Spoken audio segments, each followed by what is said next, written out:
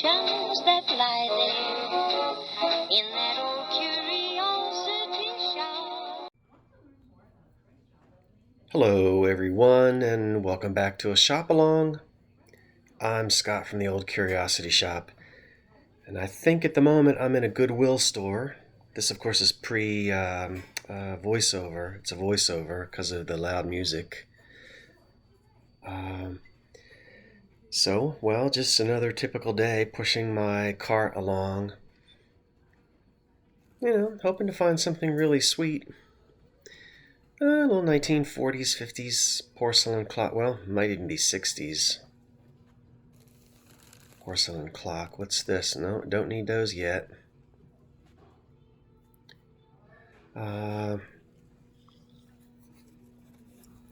These are the, those are napkin rings, probably made in Japan, but there's one is missing. Looks like a typical made in Japan. Oh, I see a silver. It might have been later than that. Could have been Taiwan. Probably Taiwan. Now, always hoping for something hot in the lamp department. Didn't see anything.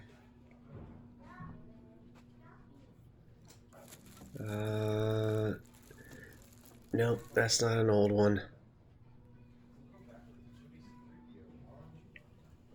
Oh my word, those great big 70s lamps. Ugh. With the amber glass. Late 60s, early 70s. Alright, let's get down this. These are the carts that they roll out onto the floor from the back, and this is supposed to be the fresh stuff. Yeah.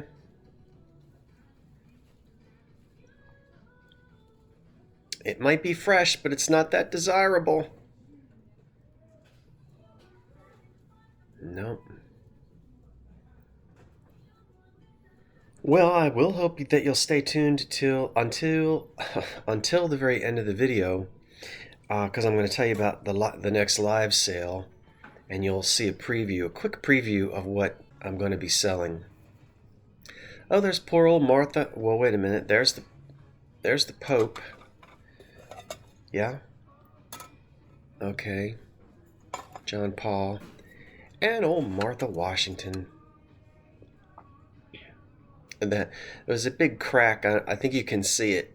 The crack that runs through that plate. And it was a decal, so not hand painted or anything like that. I think it was made in Bavaria.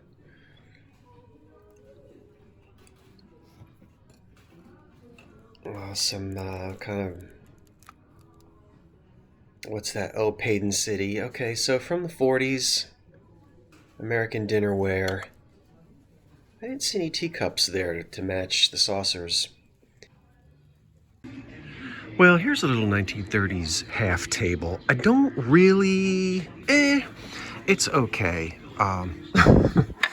It has a veneered top, and this is all pressed wood here. Very inexpensive. It's inexpensive now. It's $15, but it was inexpensive when it was new too. Still very nice. And this is walnut veneer here. I think I might just go ahead and purchase it for $15. You never really know when you're going to need one of these, and these are low, and it's nice because it's the right size to put next to the 1930s armchairs. Here's a nice cedar chest that's also going to date to the 20s and 30s, and that's $99.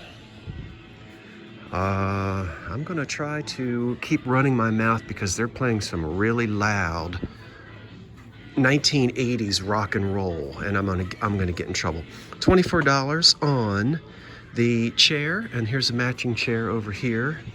These are nice, and these are also going to date to the 1920s, 30s, 40s. You can tell by the construction. Okay, that music, I have to stop. Now, I was immediately attracted to this piece of glass because it has an Art Deco design to it. So I picked it up. It's nice and heavy. It is a good piece of glass, and it's got a polished bottom I don't know. I'm going to turn it to where hopefully you can see it.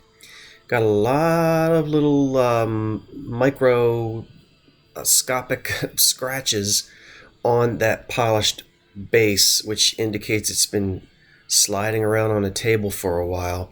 So it is probably a piece of 1930s glass. It really has that deco design.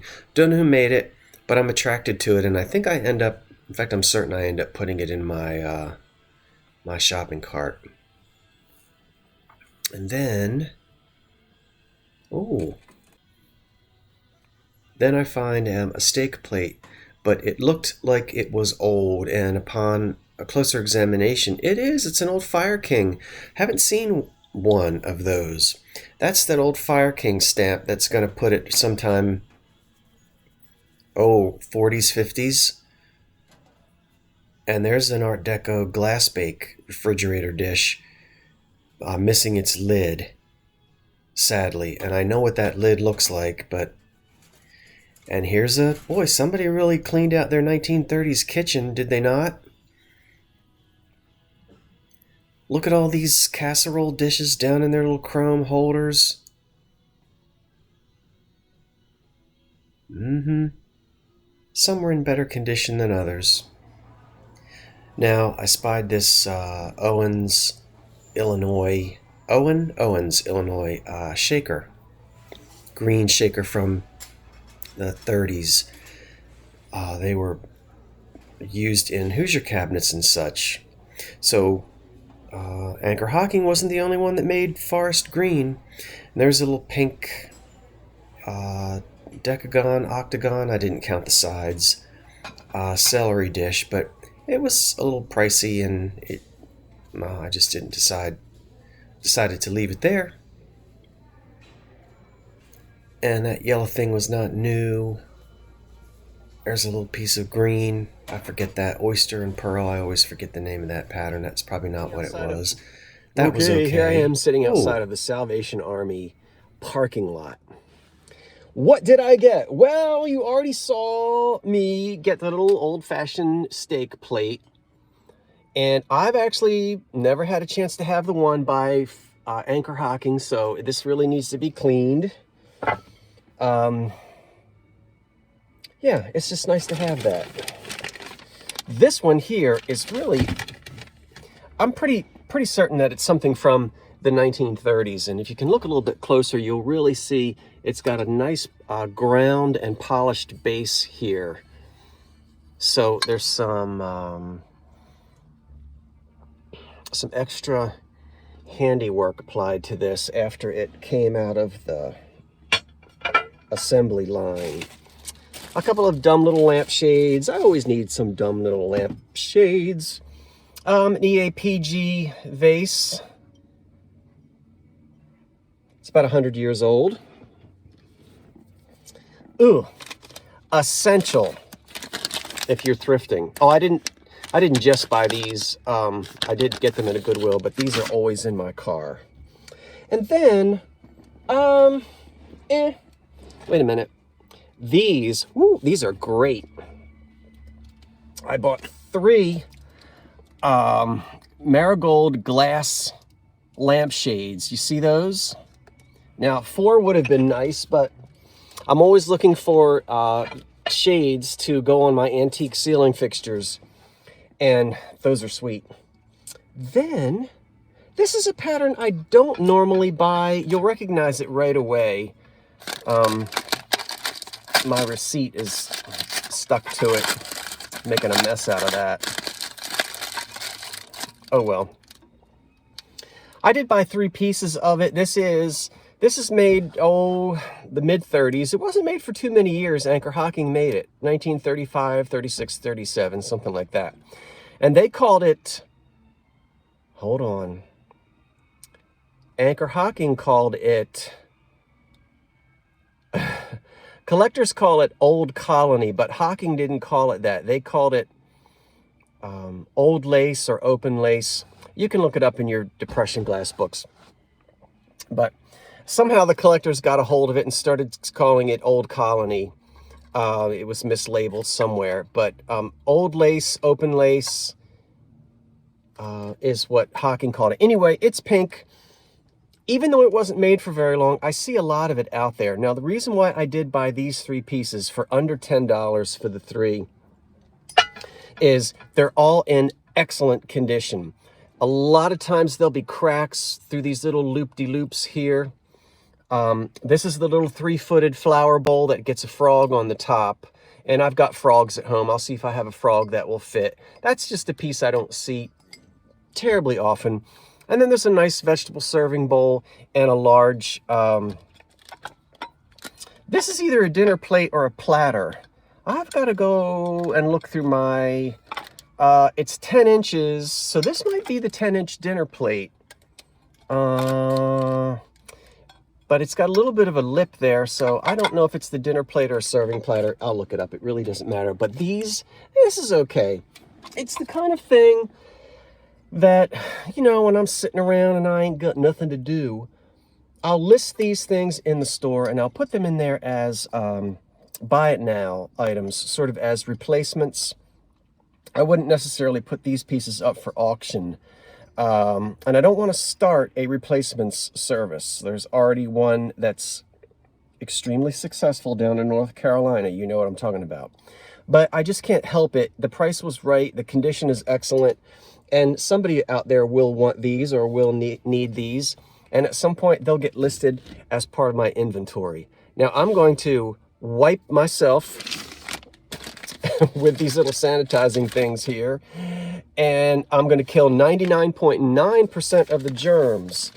So that little 0.1% of germ is still on me. I should be okay. I'm going to go have some lunch and keep thrifting. Today is, I haven't paid many bills today, but we'll see if it gets better. It should if you stay with me. Okay, not too bad. Before I jump in the truck and head back to Jersey, I have 2 matching EAPG vases. It's always great to find a matching pair of anything, but aren't they beautiful? And I went over the tops, and on all of these saw teeth, no chips. They're just beautiful. So certainly those are going to be sold together. Can you see them on a buffet or a mantle or some other type place? And then a nice little Owens, Illinois green Depression era Hoosier cabinet shaker with a nice original lid. And put your own label on there and shake, shake, shake. Those are nice. Well, folks, I am safely now on the front porch. I've got a few more things to show you.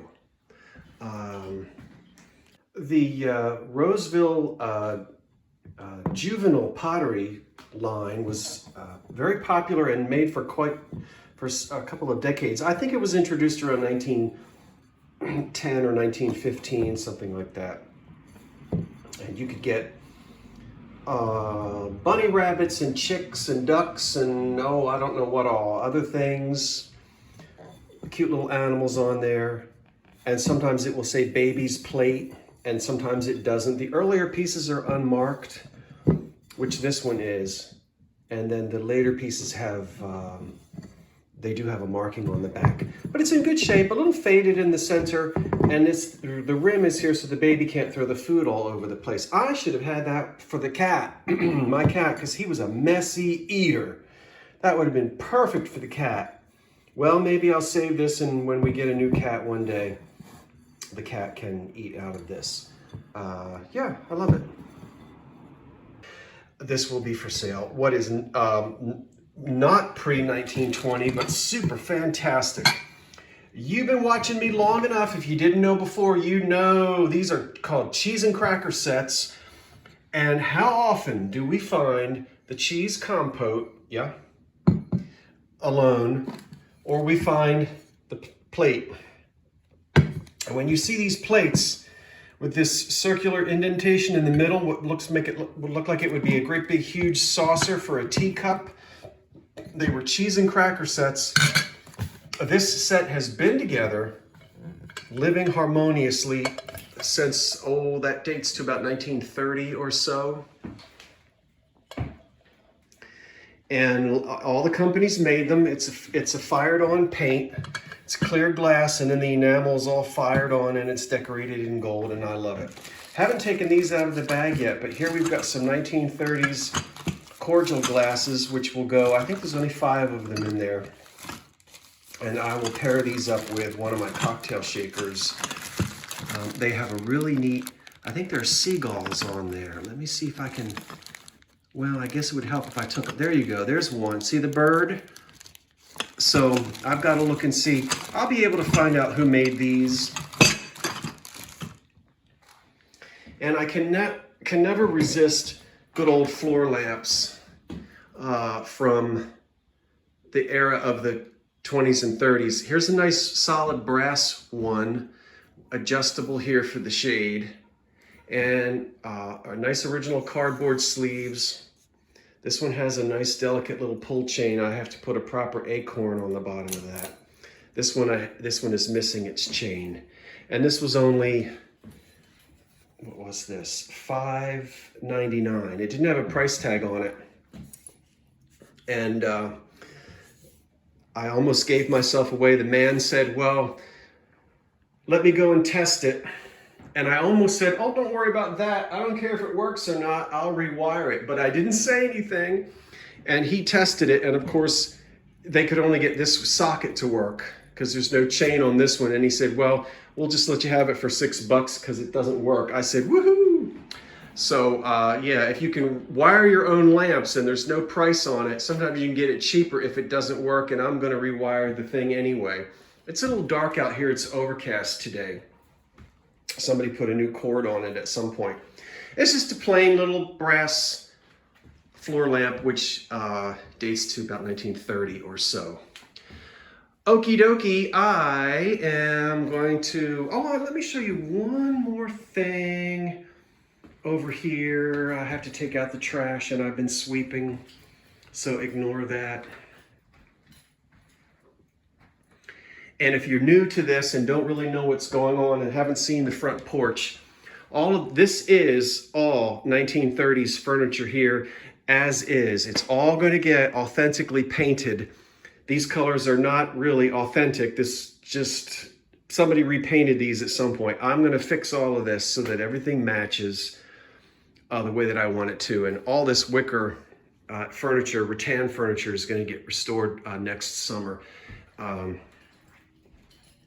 I'll probably leave this lamp, in fact, I know I'll leave the lamp alone because it has its original finish on it. Even though most of the paint is, as you can see, crumbling and gone, it's still a fantastic survivor, and I'm just not going to be repainting that. But I wanted to show you an old Emerson fan that I picked up. It needs complete restoration. The blades are hitting the cage, but the motor isn't frozen. Has to be rewired and cleaned and everything. And hopefully under here, we have brass blades. Now, you'll say, well, of course they're brass. You can see that. Yeah, almost certainly. But some of the companies who wanted to cut corners painted their blades to look like brass. And I won't really know till I get polishing on here. But I'll polish these up, and hopefully we do have beautiful brass blades under there. And that fan is going to be an electric fan that I'll use out here on the front porch. That is my bedroom window. Did I make my bed? I certainly did. So you can't see in there. And there's the, no, you can't really see at all. But look, see, I told you, I made my bed. Can you see that? You can't see that. You don't need to see that anyway. Okay, let's go do something else. Okay, what I want you to know is that everything that you see on that dining room table is going to be for sale at my next live auction. I'm going to swoop over the top of this table, and while I'm doing that, I know the lighting isn't very good in here because I still have not installed my ceiling light yet here in the dining room. I should have the Christmas tree lit over there. But the live sale is going to be, I'm going to do 2 live sales a month starting in the new year. We'll see how it goes. It'll be the 1st and 3rd Monday of the month. 1st and 3rd Monday of the month, 8 p.m. Eastern Standard Time. And you have to be, so that's what I'm going to do. So all of these things here, and I'm still going through, this is going to be sort of a whatnot sale. Lots of glass. In fact, it looks like it's almost all glass, all glass, maybe a few pieces of pottery. This is all coming up on November, oh my word. This is coming up on the first Monday in January, which I believe is January the, is it January the 2nd? Yeah, January the 1st is on a Sunday. So January the 2nd, I sold that on eBay, but the person didn't pay for it. So it's going back up again. Yeah, all of this stuff right here. That's right, come on back Monday night, the first Monday in January for the first live sale, 8 p.m. Eastern Standard Time. And we're gonna sell for 2 hours and that's it. Work my way through as much as I can get. And there'll probably be some more additions to this table. Okay, so that's it for now. Happy New Year. I'm Scott from the Old Curiosity Shop. Thanks for watching Wait for the Cat. And so long for now.